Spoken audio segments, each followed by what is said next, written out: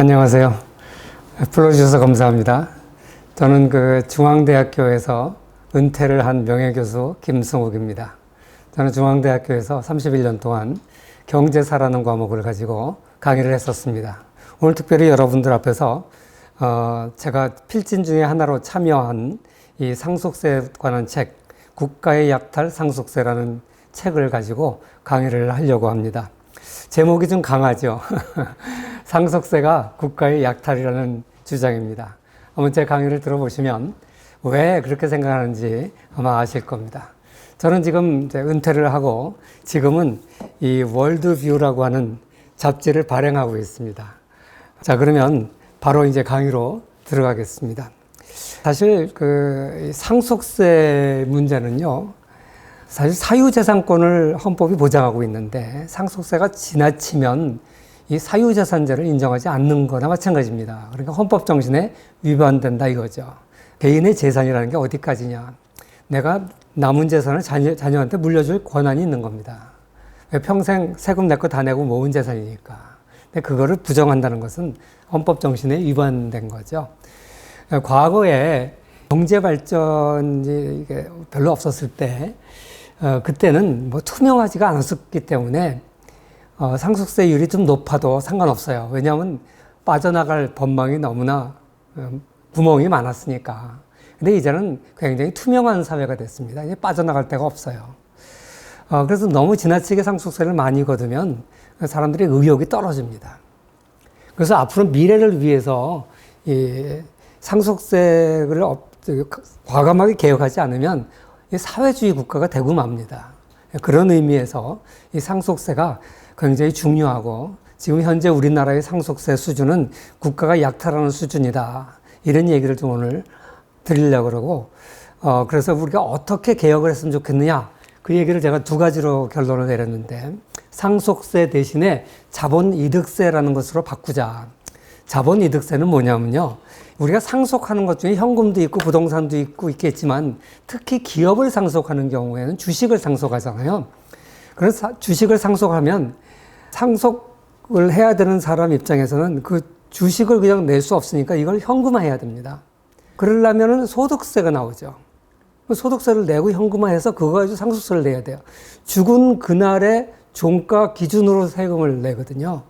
근데 우리나라는 주식 상속할 때는 이제 대주주 겪을 때는 20% 할증이 붙어가지고 60%를 내게 되는데 이렇게 큰 금액에 내게 되면 현금이 엄청나게 많은 부자가 아니고서야 주식을 팔아야 세금을 낼 수 있어요. 그렇게 되면 굉장히 심각한 문제가 생기거든요. 그리고 당장 내가 회사를 인수받았다고 해서 그 회사 돈이 내 돈은 아니거든요. 그래서 자본이득세라는 건 뭐냐면 그 주식을 팔아서 내가 현금화해서 내 소득으로 만들 때 그때 상속세를 물리자. 어차피 소득세 내거든요. 이중과세예요, 지금은. 그런 의미에서 하지 않으면 이중과세이기 때문에 한두 대만 건너가면 완전히 나라의 기업을 바치게 됩니다. 그런 의미에서 자본이득세로 바꿔야 된다. 두 번째, 공익법인을 인정해줘서 상속이 가능한 공익법인으로 넘겨서 후손들이 공익법인을 통해서 간접적으로 지배하는 것을 인정해줘야 된다. 이 두 가지가 이제 대안으로, 상속세에 대한 대안으로 제시를 합니다.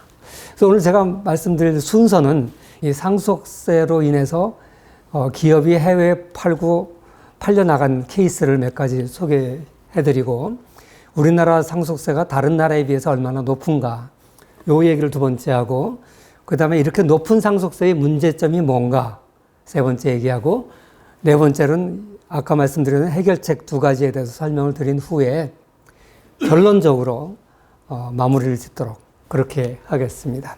사실 얼마 전에 바로 제가 이제 이 책을 오늘 강연하는 건데요. 이 책이 나오고 며칠 안 있다가 넥슨 창업주 김정주 씨가 갑자기 죽었잖아요. 우울증으로 죽었다는 말도 있고, 언론에는 그렇게 보도됐는데 잘 모르겠어요. 그런데 그 상속세가 한 6조 원 정도 나왔어요. 근데 이분은 갑자기 죽었기 때문에 젊은 나이에 그 후손들이 상속세를 낼 준비를 못했어요. 승계할 준비를 전혀 못했어요. 그래서 보통 우리가 이제 5년 동안 이제 분할해서 세금을 낼 수 있으니까 6조 원 세금을 내기 위해서 대출을 많이 받았는데 근데 또 금리가 많이 올랐잖아요. 그래가지고 금리 오르니까 그 이자 폭탄을 맞은 거예요. 그 도무지 할 수가 없어서 이걸 물납을 하겠다. 주식으로 바로 내겠다. 아무나 그렇게 할 수는 없고 국세청에서 물납을 받아주는 특별한 케이스가 있습니다. 그러니까 예를 들어서 현금이 하나도 없다. 이 사람은 진짜 낼 돈이 없다. 그러면 주식으로 받아줘요. 그래서 이제 물납을 해서 주식을 냈어요. 그러다 보니까 바로 그냥 기재부가 2대 주주가 됐어요. 이거야말로 국가의 약탈 아니고 뭡니까? 그래서 정확하게 이 책 제목대로 국가 약탈이 된 거예요. 그래서 그런지 이 책이 나온 지 얼마 안 되는데 3판이 팔렸어요. 그래서 처음에는 이런 제목으로 딱 나오니까 좀 제목이 과한 거 아니야? 그랬는데 딱 이 사건이 터졌어요. 이게 현실이에요. 그러면 넥슨만 그러냐? 과거에도 상속세 때문에 해외에 매각하게 된 사례가 많아요. 여러분 락앤락 들어보셨죠? 우리나라 가정 냉장고에 락앤락 없는 집이 없어요. 이게 한때 세계 1위였어요. 그랬는데 이 세금을 못 내가지고 세금을 내려고 이제 상속을 하려고 딱 해보니까 그때 뭐 6천억인가 9천억인가 기억이 잘 안 나는데요. 너무나 많은 금액이라 세금을 낼 수가 없는 거예요. 그래가지고 결국 어떻게 됐냐? 홍콩계 사모펀드한테 팔았습니다. 그리고 그 돈을 가지고 베트남으로 이민 가서 거기서 다시 차렸어요. 아들 이름으로. 결국 우리 락앤락 기술은 중국계로 넘어가 버린 거죠. 이렇게 참 바보 같은 짓을 난 했다고 생각해요. 여러분 37 많이 써보셨죠? 손톱가게 세계 매출 1위까지 했던 기업인데요. 이것도 마찬가지예요. 2006년에 갑자기 돌아가시는 바람에 상속세가 150억 원이었어요. 그래서 이걸 마련을 못해가지고 결국 회사를 팔았어요. 지분의 상당수를. 물론 나중에 또 회사 운영을 잘 해가지고 다시 사서 지금 대주주는 회복했는데요. 이런 사례도 있고요. 그 다음에 유니더스, 이거는 모르는 게 좋습니다. 콘돔 제조업체인데 세계 1위예요. 우리나라가 1위 하는 게 꽤 있더라고요. 근데 이것도 역시 상속세 때문에 사모펀드에 매각했어요. 그 자손들이 이거 세금을 낼 형편이 안 됐어요. 그게 아마 연봉이 이렇게 세지 않은 8천만 원이던가 뭐 그렇게밖에 안 되더라고요, 자손들이. 그래서 결국 이것도 상속 때문에 50억을 내야 되는데 사실 뭐 50억이 부자들한테 큰 돈이 아닐 수도 있는데 워낙 이 자손들이 돈이 없어요. 그래서 이것도 역시 매각을 했죠. 그래서 우리가 그동안 상속 문제 그러면 너무 삼성이니 뭐 현대니 이렇게 재벌들 승계하는 거에 대한 국민의 반발이 많잖아요. 그래서 굉장히 부정적인 시각이 많았어요. 그래서 사실 과거 신분제 사회가 아닌 이상 재벌 총수가 승계된다는 거에 대해서 국민적 감정이 사실 안 좋은 건 사실이에요. 마치 왕이 계승하듯이 그런 건 사실입니다. 그렇지만 정당하게 낼 세금 다 내고 그리고 상속하는 거에 대해서는 사실 우리 국민들이 그렇게 저항이 없습니다. 여러분 이거 한번 생각해 보십시오. 다음 세 가지 중에서 정당한 소득이 뭘까요? 첫 번째, 부모로부터 받은 소득. 이거는 국민들이 반반씩 갈라질 거예요. 아마 상당수는 그래도 부모님이 세금 제대로 냈으면 그건 정당하지 않느냐 이렇게 보는 사람이 있는가 하면 아니야 그래도 부자들 거 다 환수해서 가난한 사람 나눠줘야 돼. 그래야 빈부격차가 완화돼. 이렇게 생각하는 사람들이 있어요. 그래서 요거에 대해서는 약간 이제 찬반이 있을 수 있습니다. 두 번째, 부모가 타고난 재능을 타고 태어나서 고소득을 누리는 사람도 있어요. 추신수라든지 뭐 누굽니까 요새 축구를 잘하든지 하여간 이렇게 재능을 타고 태어나서 큰 부를 누리는 사람들이 있잖아요. 그거에 대해서는 어떻게 생각할까요? BTS한테 세금으로 다 뺏어가라 이런 사람 없잖아요. 손흥민한테 다 세금으로 뺏어가라 이런 사람 별로 없다고요. 거기에 대해서는 상당히 인정하는 것 같아요. 세 번째, 이 게으른 사람들 중에 부자 되기 어렵죠. 근데 아주 선천적으로 부지런한 사람들이 있더라고요. 제 주위에도 보니까. 가만히 있질 못해. 그 사람 세금을 다 뜯어내야 된다. 이런 사람이 있을까요? 아마 세 번째에 대해서는 다들 반대할 거예요. 그 사람이 부지런해서 돈 번 건데. 자, 이 세 가지 중에서 무엇은 정당하고 무엇은 정당하지 않을까? 어떤 부자가 그러더라고요. 야, 난 머리가 지지리도 나쁘고 내 자식도 나 닮아서 공부 지지리도 못하는데 내가 물려줄 건 돈밖에 없는데 내가 자식한테 돈 좀 주기로서니 왜 그걸 뭐라냐? 똑똑한 놈들은 좋은 머리 줬으면서 그런 사람이 있더라고요. 어떻게 생각하세요? 근데 존 롤스라고 아세요? 하버드 대학 철학자. 이 정의론을 쓴 존 롤스는요, 이 세 가지가 다 정당한 소득이 아니다 그랬어요. 존 롤스는요, 정의론의 대가인데 이 사람은 평등주의적 정의론자예요. 그러니까 사실 국민 정서가 저 중에서 하나 맨 위에 거 정도에 대해서는 조금 시비를 거는 사람이 있을지 몰라도 두 번째, 세 번째에 대해서까지 시비를 걸 사람은 없다고 보거든요. 이게 무슨 얘기냐면요. 우리가 완벽하게 평등한 건 불가능합니다. 돈을 물려주든지 재능을 물려주든지 성향을 물려주든지 사실 인간의 거의 상당수를 우리 DNA로 설명할 수 있다 그러잖아요. 근데 그걸 어떻게 다 세금을 걷어냅니까? 그건 불가능합니다. 그런 의미에서 상속세에 대해서도 우리가 다시 한번 생각해 볼 필요가 있습니다. 사실 탁월한 능력, 이것도 시대를 잘 만나서 그래요. 추신수가 조선시대에 태어났으면 뭘 했을까요? 돌팔매질이나 잘했겠죠. 김연아가 고려시대에 태어났으면 지금처럼 부를 누릴 수 있었겠어요? 많은 사람들이 대기업 재벌이 내는 거고 시대를 잘 만나서 그렇지. 너는 시대, 사회에 빚을 많이 졌으니까 사회 다 내놔라 그러거든요. 거기 김연아도 마찬가지고 추신수도 마찬가지고 손흥민도 마찬가지예요. 어떻게 보면 축구가 인기인 시대에 태어났으니까 그 사람들이 자기 재능이 발휘되는 거예요. 그러니까 시대 탓할 거 없다고요. 이 재벌들이 워낙 상속세가 높으니까 한두 세대만 넘어가면 뺏기니까 여러 가지 새로운 금융기법들 온갖 가지 동원을 해가지고 상속을 해나가는 것 아니겠습니까? 우리나라가 이제 오래된 기업이 별로 없어요. 특히 오래된 기업이 많은 나라가 일본이죠. 두 번째가 독일입니다. 그런데 이 나라들은 왜 이렇게 많으냐? 그걸 상속세도 높긴 한데 일본은 우리나라 다음으로 높거든요. 자본이득세를 통해서 가업을 승계하게 되면 세금을 안 내게 해줬어요. 그 일본이나 독일은 장수기업이 많은 거죠. 그래서 일본 같은 경우에는 장수기업 많은데 일본의 가업 승계 문화 부러워하잖아요. 장수기업 많은 거 부러워하잖아요. 한편으로는 그런 기업 부러워하면서 한편으로는 가업 승계를 부정하는 모순 속에 있는 게 우리 대한민국입니다. 그래서 우리나라 상속세가 지금 어느 정도인지 한번 두 번째 주제로 넘어가서 살펴보도록 하겠습니다. 지금 우리나라는 30억이 넘으면 50%를 세금을 내게 돼 있습니다. 그리고 이제 주식을 상속할 경우에 그 대주주에서 경영권을 승계하게 되면 20% 할증을 붙어서 20 곱하기 50 하면 10이잖아요. 그래서 두 개 합하면 60%가 되죠. 그래서 일본보다 높습니다, 우리가. 가업을 승계할 경우에. 그래서 여기 보면 일본이 55%, 프랑스 45%, 영국, 미국 40% 이런데 사실 다른 나라들은 빠져나갈 길을 다 열어놨어요. 근데 한국은 빠져나갈 길을 열어놓지도 않아놓고 저렇게 높아요. 그리고 요거 한 가지만 더 얘기할까요? OECD 국가들 중에서 상속세 없는 나라가 17개 나라예요.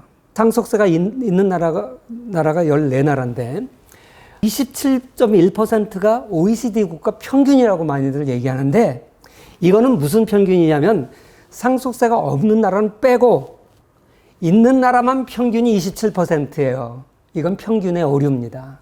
제로인 나라도 포함시키면 15%예요. 15%하고 우리 60%하고 몇 배입니까? 4배예요. 이게 없는 나라들이에요. 구공산권 국가들은 원래 공산주의 국가는 상속세가 없어요. 왜? 그 나라들은 공산권 사유재산 인정 안 한다며요. 근데 요새 자본주의로 돌아서면서도 없어요. 그리고 여기 보시다시피 그 북구의 복지국가도 많고 캐나다도 이 서방 국가 중에서 가장 사회주의적인 국가인데 여기도 없고 스웨덴도 없고요. 여기는 이제 OECD 국가 중에서만 그렇고 여기는 전 세계에 글로벌 프로퍼티 가이드.com에 등재된 123개국 중에서 58%의 나라가 상속세가 없습니다. 여기 보면 중국, 홍콩, 베트남, 공산주의 국가 다 없어요. 그러니까 이런 게 이제 현실이고요. 그리고 세계 각국이 이제 최근에 들어서 특히 상속세를 많이 폐지했어요. 제일 먼저 한 게 캐나다고요. 여기 보시면 쭉 이게 연도예요. 상속세 폐지한 연도.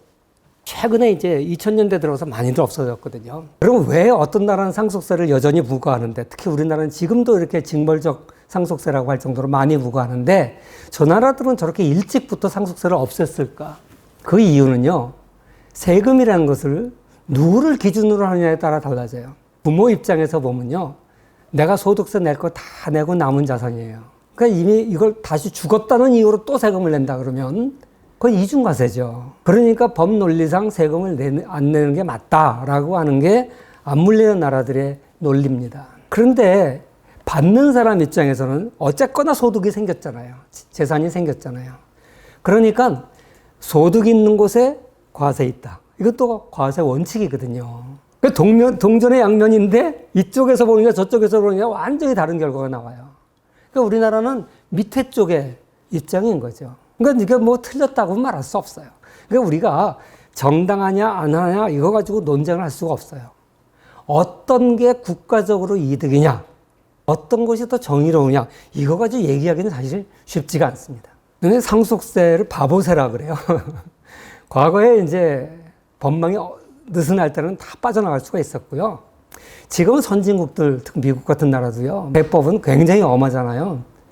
그런데 빠져나갈 길이 얼마든지 있어요. 미국에서 상속세 내는 사람들이 0.2%예요. 왜 그러냐? 트럼프 대통령 때 상속세 면제시켜주는 상한선이 우리나라 5억이잖아요. 여기는 1,100만 달러로 올렸어요. 우리나라 돈으로 150억이에요. 근데 이게 부부 합산 안 해요. 아버지 죽을 때 반 주고 엄마 죽을 때 반 주고 그럼 300억까지 세금이 없어요. 그러니까 미국이 아무리 부자 나라라 그래도 자식들한테 300억 줄 수 있는 사람이 얼마나 되겠어요. 그래서 상속세가 대부분 없는 거나 마찬가지예요. 다만 누가 물려주냐? 큰 기업 갖고 있는 사람들. 이 사람들이야 뭐 300억 껌값이죠. 그런데 이 사람들은 예를 들어서 빌 게이츠 같은 경우에 제 자녀, 이게 또 자녀들한테 나눠서 주면 또 따로따로 해요. 그래가지고 2천만 불씩 주고 나머지는 빌 게이츠 같은 경우에 재단 만들었잖아요. 빌 앤 머린다 게이츠 재단 만들었어요. 재단에다 넣어놓고 통제를 하면 괜찮아요. 우리나라는 저거 회피 수단이다. 상속세 회피하려고 재단 만든다 그래서 엄청 과세를 하는데 미국은 그런 거 없어요. 이런 식으로 얼마든지 할 수 있어요. 역사적으로 록펠러 재단도 그랬고 워런 버핏도 그렇고 다 공익재단 만들어서 그쪽으로 넘겨놓고 그래놓고 실질적으로 후손들이 기업을 지배하게 만들어요. 그럼 우리나라는 상속세가 도대체 왜 이렇게 높을까? 그 역사적인 거를 좀 보면요. 해방 직후에 이승만 정부 때는요. 상속세 최고 세율이 90%였어요. 왜 그러냐? 이승만 대통령이 친일 세력을 단죄한다고 해서 일제세 때도 돈 번 놈들 다 사회에 죽을 때 내놓고 가라. 그런 의미예요. 그 후에 이제 현실화되면서 내려왔다가 다시 박정희 정부 때 72년도에 유신했잖아요. 74년도에 세법 개정을 최고 세율을 75% 다시 올려요. 왜? 박정희 정부 때는 재벌들 키워주면서 기업들한테 엄청난 혜택을 줬잖아요.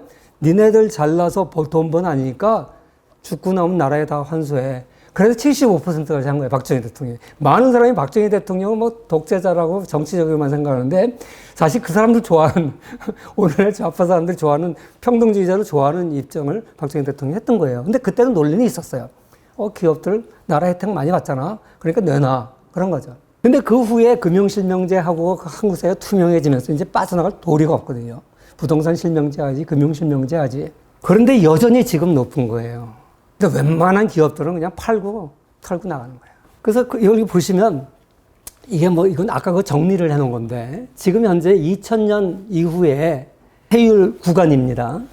그런데 이게 2000년이니까 지금 2023년이잖아요. 그러니까 23년 동안 물가 엄청 올랐고 부동산 가격이 엄청 올랐어요. 근데 이건 안 변했어요. 여러분 생각해 보시죠. 2000년도에 아파트 평균 강남 아파트 얼마였으면 10억 안 갔거든요. 10억 안 갔으면 30% 구간에 있었어요. 비싼 강남 아파트라고 해도. 지금 강남 아파트 웬만하면 30 넘거든요. 50%예요. 사실 스웨덴에서 상속세 없앨 때 가장 큰 이슈가 이거였어요.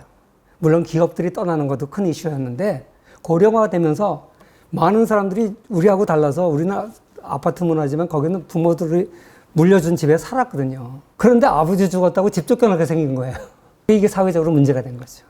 근데 우리나라가 지금 그렇게 됐어요. 특히 지난 정부 때 집값 갑자기 2배 뛰었잖아요. 그 옛날에는 사실 상속세 문제는 일부 사람들의 문제였습니다. 우리나라도. 근데 이제는 안 그래요. 웬만한 중산층은 저게 다 문제가 걸려요. 그래서 어떻게 보면 이게 여론화할 수 있는 좋은 시점이 됐어요. 그전에는 이런 얘기 해봐야 웬만해서는 나하고 상관없는 얘기야. 근데 이제는 피부에 와닿거든요. 근데 옛날에는요, 세율이 높은 것도 있지만 옛날엔 열거주의라고 그래서요. 법률에 열거된 것만 대상이었어요. 현금이라든지 금덩어리라든지 뭐 부동산이라든지 주식이라든지.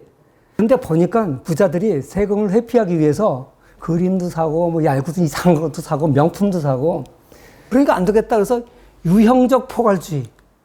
그래서 여기 열거는 안 되겠지만 이 상속재산을 볼 수 있는 유형에 포함되면 이거 포함되는 걸로 했어요.